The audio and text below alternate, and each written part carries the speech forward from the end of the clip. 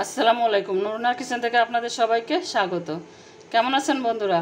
আশা করি আপনারা সবাই ভালো আছেন আল্লাহর রহমতে। আপনাদের দোয়ায় আমিও ভালো আছি বন্ধুরা।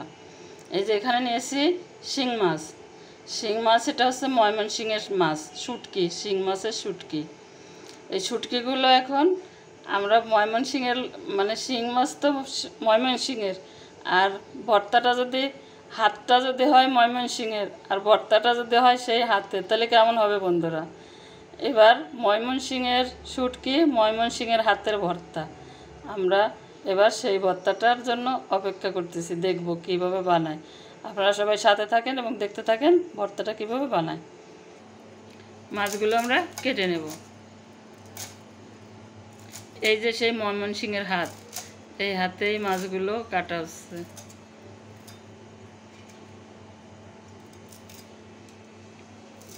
মাথাগুলো বন্ধুরা আমরা বাদ দিয়ে দিচ্ছি, মাথাগুলো নেব না।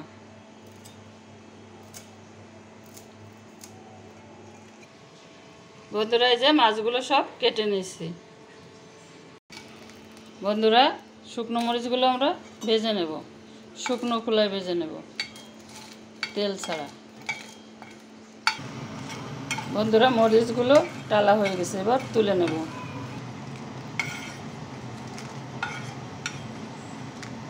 কিছু কাঁচামরিচ ভেজে নেব। কাঁচামরিচগুলো ভাজা হয়ে গেছে, এবার নামাই নেব।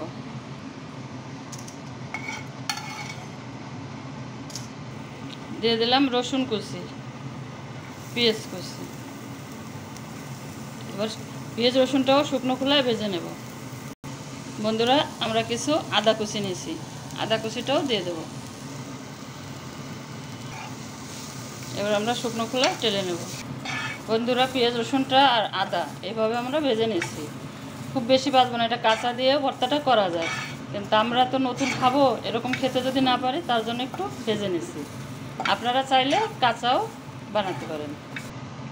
বন্ধুরা এবার শুটকিগুলো আমরা শুকনো খোলায় ভেজে নেব, তেল ছাড়া।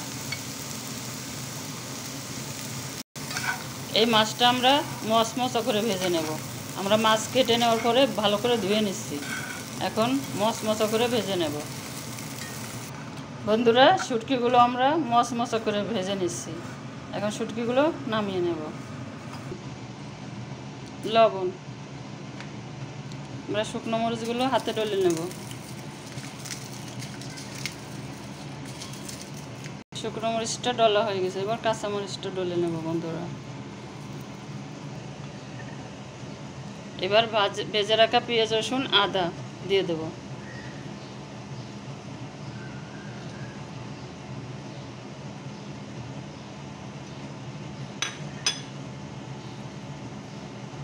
হাতে আমরা ভালোভাবে মাখিয়ে নেব। এবার আমরা শুটকিগুলো দিয়ে দেব।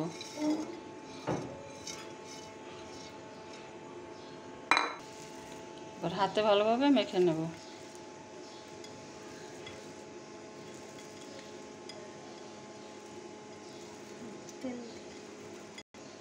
এবার সরিষার তেল দেব।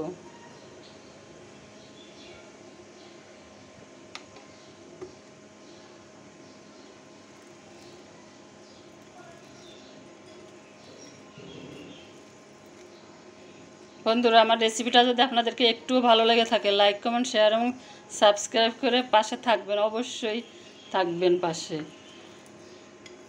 এ ধরনের ভর্তা আপনারা বাড়িতে বানিয়ে খাবেন।